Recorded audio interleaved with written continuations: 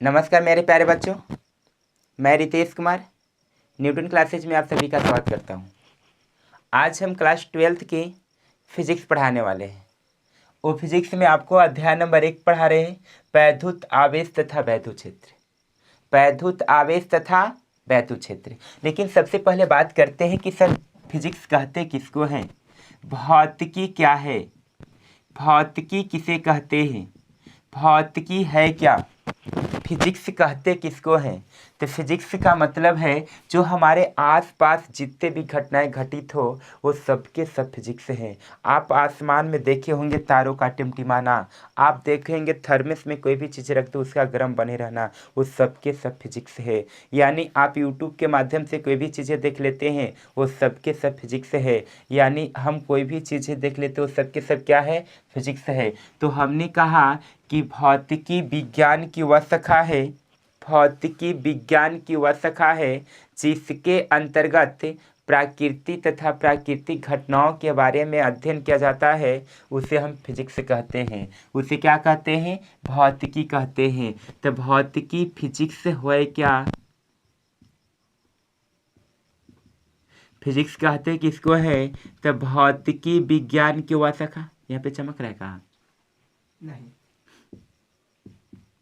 भौतिकी विज्ञान की वह शाखा, भौतिकी विज्ञान की वह शाखा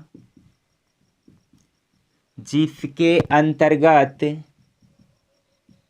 जिसके अंतर्गत प्रकृति तथा, प्रकृति तथा प्राकृतिक घटनाओं के बारे में, प्राकृतिक घटनाओं के बारे में अध्ययन किया जाता है, अध्ययन किया जाता है, अध्ययन किया जाता है, उसे भौतिकी कहते हैं, उसे भौतिकी कहते हैं। यानी भौतिकी विज्ञान की वह शाखा जिसके अंतर्गत प्रकृति तथा प्राकृतिक घटनाओं के बारे में अध्ययन किया जाता है उसे हम क्या कहते हैं, भौतिकी कहते हैं, फिजिक्स कहते हैं। अब बात करते हैं सिर्फ फिजिक्स में पढ़ना क्या है। तो क्लास 12th की फिजिक्स में हमें 4 यूनिट पढ़ना है बाबू। कितने यूनिट पढ़ना है, 4 यूनिट। 4 यूनिट क्या क्या है, तो सबसे पहला यूनिट कहता है वो आपका है स्थिर वैद्युतिकी। पहला यूनिट है स्थिर वैद्युतिकी। पहला यूनिट क्या है, स्थिर वैद्युतिकी, जिसको कहते हैं इलेक्ट्रोस्टैटिक्स।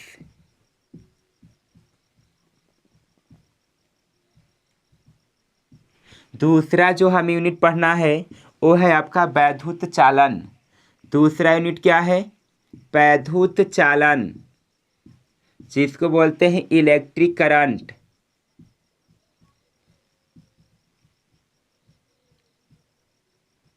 तीसरा यूनिट क्या है, तीसरा में पढ़ना है प्रकाशिकी, जिसको बोलते हैं ऑप्टिक्स। और चौथा यूनिट है, यूनिट 4 में जो हमें पढ़ना है वो आपका है आधुनिक भौतिकी, आधुनिक भौतिकी, जिसका नाम है मॉडर्न फिजिक्स।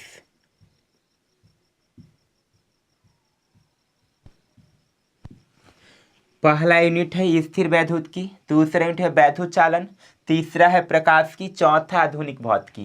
बाबू ये आपको टोटल 8 नंबर का आएंगे। टोटल कितने नंबर के, 8 नंबर के। दूसरा यूनिट है जो आपका 26 मार्क्स का पूछा जाता है। बिहार बोर्ड वाले हमारे दूसरा यूनिट से 26 मार्क्स के पूछे जाते हैं। ये तीसरा यूनिट है, इससे टोटल आपका 14 मार्क्स का आएगा। यानी प्रकाश की सबसे आसान चैप्टर है प्रकाश की, जहाँ पे हमें पढ़ना है प्रकाश का परावर्तन के बारे में, प्रकाश के अपवर्तन के बारे में, पढ़ना है मानव नेत्र के बारे में, पढ़ना है लेंस के बारे में, पढ़ना है सूक्ष्मदर्शी दूरदर्शी के बारे में। ये सबसे आसान चैप्टर है, 14 नंबर की आती है। उसके बाद पढ़ना है आधुनिक भौतिकी, मॉडर्न फिजिक्स, ये आपको बाबू आएगा 22 मार्क्स का। 22 नंबर के पूछे जाएंगे। टोटल आपका थ्योरी से बात करें तो टोटल आपको 70 नंबर आएंगे, 70 नंबर थ्योरी से, और 30 नंबर आपको प्रैक्टिकल से, जो आपको स्कूल वाले गुरुजी देंगे प्रैक्टिकल से। एक प्रैक्टिकल से आपको मिलेंगे 30 नंबर। 70 30 मिला के टोटल 100 नंबर का होता है। ये फिजिक्स में आपको टोटल क्यूट सा छोटा सा सब्जेक्ट है जो आपको 100 नंबर का पूछे जाते हैं। चलिए तो बात करते हैं कि सबसे फर्स्ट यूनिट में हमें क्या पढ़ना है। सबसे फर्स्ट यूनिट जो 8 नंबर का है, इसमें 4 चैप्टर आते हैं। एक का जिसमें अध्याय नंबर 1 से शुरुआत करेंगे, वैद्युत आवेश तथा वैद्युत क्षेत्र। यूनिट फर्स्ट का नाम क्या है, स्थिर वैद्युत की, जिसमें हमारा चैप्टर का नाम है विद्युत आवेश तथा क्षेत्र। लेकिन सर आवेश क्या, विद्युत क्या है? बात करते हैं कि विद्युत होता क्या है, विद्युत किसको कहते हैं। विद्युत है क्या, तो विद्युत का मतलब होता है आवेशों का अध्ययन करना। हम बात करेंगे कोई भी वस्तु हो, हमने कहा कोई भी वस्तु हो उनके पास दो मूलभूत गुण होते हैं। पहला है वस्तु का द्रव्यमान, वस्तु का द्रव्यमान, और दूसरा है वस्तु का आवेश, वस्तु का आवेश। कोई भी वस्तु हो उनके पास कितने मूलभूत गुण है बाबू, 2 है, वस्तु का द्रव्यमान और वस्तु का आवेश। द्रव्यमान की बात करते हैं तो पूरी क्लास 11th में, पूरी क्लास 11th में हम द्रव्यमानों के बारे में पढ़े थे। पूरी कक्षा 11th में जो वस्तु था उनके द्रव्यमान के बारे में पढ़े थे। हम पढ़ गए कक्षा 12th में, कक्षा 12th में वस्तु का आवेश के बारे में पढ़ेंगे। किन के बारे में पढ़ेंगे बाबू, वस्तु का आवेश के बारे में। तो सबसे पहले बात आता है कि सर वस्तु का आवेश यानी आवेश क्या होते हैं, आवेश किसे कहते हैं। हमने कहा आवेश है क्या, हमने कहा आवेश क्या है, आवेश यानी नहीं, विद्युत क्या है।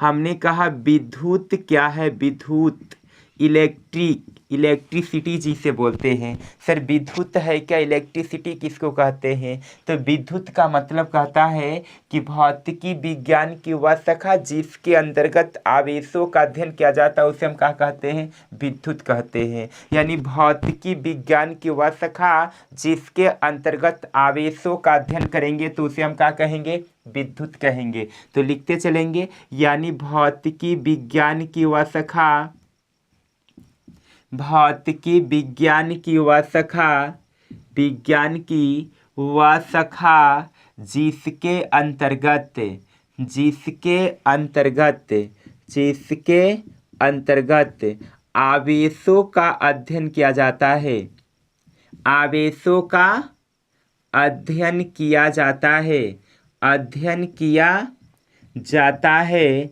उसे विद्युत कहते हैं।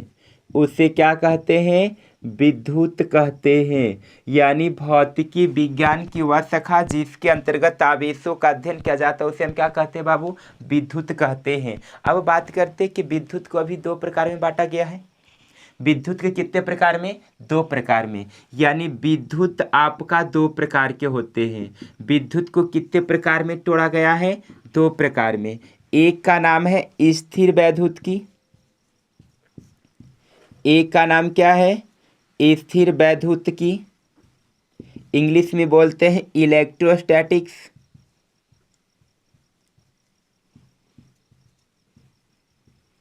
और दूसरा आपका है वैद्युत चालन, इलेक्ट्रिक करंट।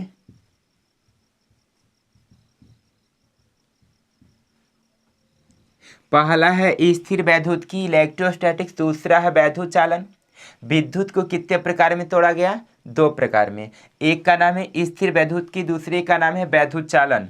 अब बात करें कि सर स्थिर वैद्युत की क्या है, तो बाबू इलेक्ट्रो का मतलब होता है चार्ज, इलेक्ट्रो का मतलब क्या होता है, चार्ज, चार्ज का मतलब आवेश, और स्टैटिक्स का मतलब होता है रुका हुआ। स्टैटिक्स का मतलब क्या होता है, रुका हुआ। हम बात करेंगे सर स्थिर वैद्युत की, यानी भौतिक विज्ञान की वह शाखा जिसके अंतर्गत आवेश का अध्ययन करेंगे उसे क्या कहते हैं, विद्युत कहते हैं। विद्युत कितने प्रकार के बाबू, 2 प्रकार के। एक का नाम है स्थिर वैद्युत की, दूसरे का नाम है वैद्युत चालन। स्थिर इलेक्ट्रोस्टैटिक्स स्टैटिक का मतलब होता है रुका हुआ, इलेक्ट्रो का मतलब होता है आवेश। मतलब इनके जो अंतर्गत जो पढ़ेंगे वो रुके हुए आवेश के बारे में पढ़ेंगे। इनका परिभाषा क्या बनेगा, इनको बोलेंगे भौतिकी विज्ञान की वह शाखा या जिसके अंतर्गत रुके हुए आवेश के बारे में अध्ययन किया जाता है। रुके हुए आवेश के बारे में अध्ययन करेंगे उसे हम क्या कहेंगे, स्थिर वैद्युत की, यानी विद्युत भौतिक विज्ञान की वह शाखा जिसके अंतर्गत रुके हुए आवेश के बारे में अध्ययन किया जाता है उसे हम क्या कहते हैं, स्थिर वैद्युत की कहते हैं। वैद्युत चालन, इलेक्ट्रिक का मतलब होता है आवेश, इसका मतलब क्या होता है, आवेश। और करंट का मतलब होता है प्रवाह, प्रवाह कहिए या तो आप गतिमान कहिए। तो हमने कहा भौतिक विज्ञान की वह शाखा जिसके अंतर्गत गतिमान आवेश के बारे में अध्ययन किया जाता है उसे हम क्या कहते हैं, वैद्युत चालन कहते हैं। यानी स्थिर वैद्युत की भौतिक विज्ञान की वह शाखा जिसके अंतर्गत रुके हुए आवेश के बारे में अध्ययन किया जाता है उसे हम क्या कहते हैं, स्थिर वैद्युत की कहते हैं। वैद्युत चालन, करंट का मतलब होता है बाबू प्रवाह या जिसको कहते हैं गतिमान। इलेक्ट्रिक मतलब होता है आवेश, यानी भौतिक विज्ञान की वह शाखा जिसके अंतर्गत गतिमान आवेश के बारे में अध्ययन किया जाता है उसे हम क्या कहते हैं, वैद्युत चालन कहते हैं। तो यहाँ पर क्या लिखेंगे, भौतिकी विज्ञान की वह शाखा, भौतिकी विज्ञान की वह शाखा, विज्ञान की वह शाखा जिसके अंतर्गत रुके हुए आवेश के बारे में, रुके हुए आवेश के बारे में, आवेश के बारे में अध्ययन किया जाता है, अध्ययन किया जाता है उसे स्थिर वैद्युत की कहते हैं, उसे स्थिर वैद्युत की, उसे स्थिर वैद्युत की कहते हैं। वैद्युत चालन, तो इसमें लिखेंगे भौतिकी विज्ञान की वह शाखा, भौतिकी विज्ञान की वह शाखा, विज्ञान की वह शाखा जिसके अंतर्गत गतिमान आवेश के बारे में, गतिमान आवेश के बारे में, आवेश के बारे में अध्ययन किया जाता है, अध्ययन किया जाता है उसे वैद्युत चालन कहते हैं, उसे वैद्युत चालन कहते हैं। उसे क्या कहते हैं, भौतिकी विज्ञान की वह शाखा जिसके अंतर्गत गतिमान आवेश के बारे में अध्ययन किया जाएगा उसे हम क्या कहेंगे, वैद्युत चालन। भौतिक विज्ञान की वह शाखा जिसके अंतर्गत रुके हुए आवेश के बारे में अध्ययन किया जाता है उसे हम क्या कहते हैं, स्थिर वैद्युत की कहते हैं। उसके बाद बात करेंगे बाबू कि हम पढ़ने वाले अध्याय नंबर 1। अध्याय नंबर 1 में हम क्या पढ़ेंगे, वैद्युत आवेश तथा क्षेत्र। सबसे पहले स्टार्ट करेंगे वैद्युत आवेश से और ख़त्म करेंगे वैद्युत क्षेत्र पर। तो हम सबसे पहले क्या बात करने वाले हैं, कहते किसको हैं, ध्यान दीजिएगा। हमने कहा कि सर वैद्युत आवेश किसे कहते हैं, वैद्युत आवेश का मतलब इलेक्ट्रिक चार्ज,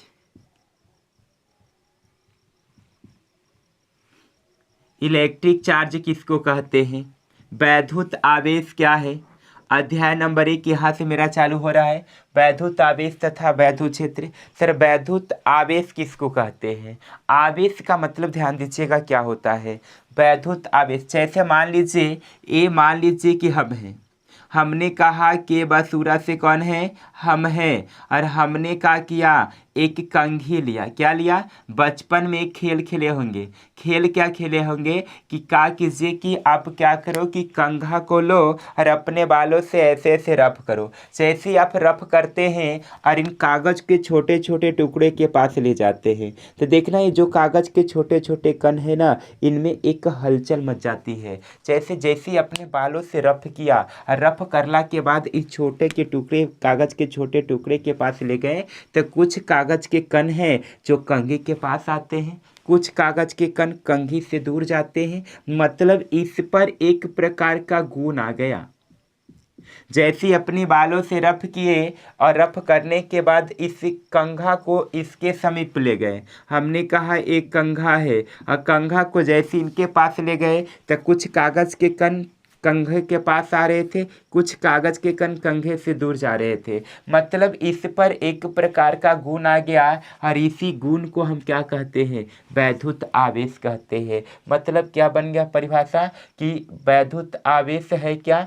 तो किसी वस्तु का वह गुण, किसी वस्तु का वह गुण जिसके कारण वस्तु किसी दूसरी वस्तु को अपनी ओर आकर्षित या प्रतिकर्षित करती है, इसी को क्या कहते हैं? वैद्युत आवेश कहते हैं। आकर्षित या क्या करती है? आकर्षित, आकर्षित या प्रतिकर्षित करती है, प्रतिकर्षित करती है। इसी गुण को क्या कहते हैं? वैद्युत आवेश कहते हैं। फिजिक्स में बात करें तो आकर्षण या प्रतिकर्षण की घटना को कहते हैं वैद्युत अथवा चुंबकीय प्रभाव। तो हमने कहा कि वैद्युत आवेश है क्या? वैद्युत आवेश क्या है? तो भौतिकी विज्ञान किसी वस्तु का वह गुण। वैद्युत आवेश क्या है? तो हमने कहा किसी वस्तु का वह गुण, किसी वस्तु का वह गुण जिसके कारण, जिसके कारण वस्तु किसी दूसरी वस्तु को, किसी दूसरी वस्तु को अपनी ओर आकर्षित, अपनी ओर आकर्षित या प्रतिकर्षित करती है, प्रतिकर्षित करती है, उसे वैद्युत आवेश कहते हैं, उसे वैद्युत आवेश कहते हैं। किसी वस्तु का वह गुण जिसके कारण वस्तु किसी दूसरी वस्तु को अपनी ओर आकर्षित अथवा प्रतिकर्षित करती है, आकर्षित अथवा प्रतिकर्षित करती है, उसे हम क्या कहते हैं? उसे वैद्युत आवेश कहते हैं। किसी वस्तु का वह गुण जिसके कारण वस्तु किसी दूसरी वस्तु को अपनी ओर आकर्षित अथवा प्रतिकर्षित करती है, उसे हम क्या कहते हैं? वैद्युत आवेश कहते हैं। अगर हम बात करें थोड़ी सी फिजिक्स सेकंड परिभाषा की तो एक और परिभाषा इनका ऐसे हो जाएगा। सेकंड परिभाषा की बात करें तो हम इनको ऐसे भी लिख सकते हैं कि किसी वस्तु का वह गुण, किसी वस्तु का वह गुण, किसी वस्तु का वह गुण जिसके कारण, जिसके कारण वस्तु में, जिसके कारण वस्तु में वैद्युत अथवा, वैद्युत अथवा चुंबकीय प्रभाव, चुंबकीय प्रभाव की घटना घटित हो, चुंबकीय प्रभाव की घटना घटित हो, घटित हो, उसे वैद्युत आवेश कहते हैं। उसे क्या कहते हैं बाबू? वैद्युत आवेश कहते हैं। यानी किसी वस्तु का वह गुण जिसके कारण वस्तु में विद्युत अथवा चुंबकीय प्रभाव की घटना घटित हो, उसे क्या कहते हैं? वैद्युत आवेश कहते हैं। बात करते हैं पहली पॉइंट की, तो इसे स्मॉल क्यू से, इसे स्मॉल क्यू से प्रदर्शित किया जाता है, इसे स्मॉल क्यू से प्रदर्शित किया जाता है। बोलो वैद्युत आवेश को किससे प्रदर्शित करेंगे? स्मॉल क्यू से। दूसरी पॉइंट में बात करते हैं सर, वैद्युत आवेश, वैद्युत आवेश एक प्रकार की अदिश राशि है। कैसी राशि है? अदिश राशि है। वैद्युत आवेश कौन सी राशि है बाबू? अदिश राशि। अदिश राशि हमने कहा किसी वस्तु का वह गुण है, तो गुण में किसी प्रकार की कोई डायरेक्शन होता नहीं है, इसलिए कौन सी राशि होगा? अदिश राशि होगा। तीसरी पॉइंट में बात करेंगे वैद्युत आवेश का मात्रक, वैद्युत आवेश का मात्रक, वैद्युत आवेश का मात्रक। सर इनके एक छुआ मात्रक एक साथ ही बता देंगे। सबसे पहले बात करेंगे वैद्युत आवेश का मात्रक क्या है। एक फार्मूला पढ़ेंगे आप लोग 10th में कि सर I बराबर होता है Q/T। I बराबर क्या होता है? Q/T। I को कहते हैं वैद्युत धारा, Q को कहते हैं आवेश और T को कहते हैं समय। इसी प्रकार Q बराबर निकाले तो क्या मिलेगा? IT मिलेगा। Q बराबर कितना मिलेगा? IT।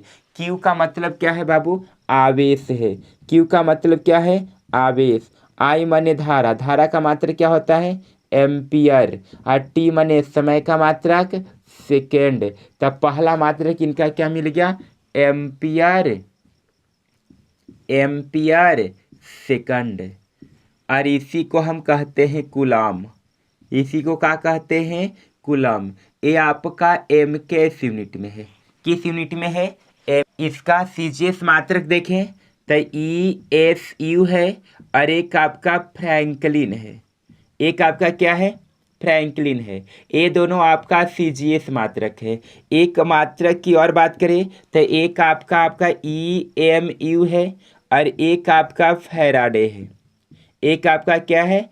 फैराडे है। ये आपका किसी पद्धति में नहीं है। हम बात करने वाले हैं वैद्युत आवेश का कितने मात्रक है? 6 गो। हमने कहा एक है एम्पियर सेकेंड और इसी का नाम है कूलम। एम के इस यूनिट में 2 मात्रक हैं, एम्पियर सेकेंड और कूलम।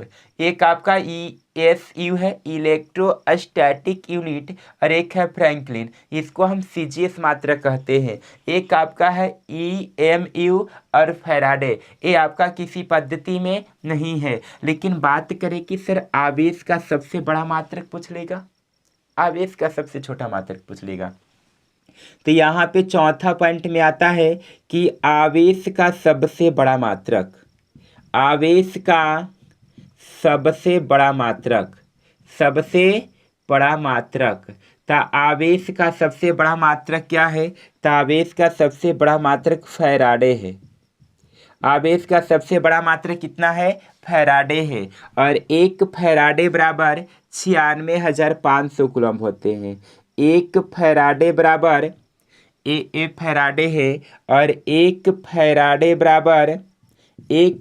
बराबर 96,500 कूलम होते हैं। इसको क्या कहते हैं? कूलम। 96,500 कूलम होते हैं। और आपसे पूछेगा 5वां पॉइंट में आवेश का सबसे छोटा मात्रक, आवेश का सबसे छोटा मात्रक, छोटा मात्रक। तो आवेश का सबसे छोटा मात्रक आपका EMU है। आवेश का सबसे छोटा मात्रक आपका ESU है। आवेश का सबसे छोटा मात्रक कौन है? ESU। और एक ESU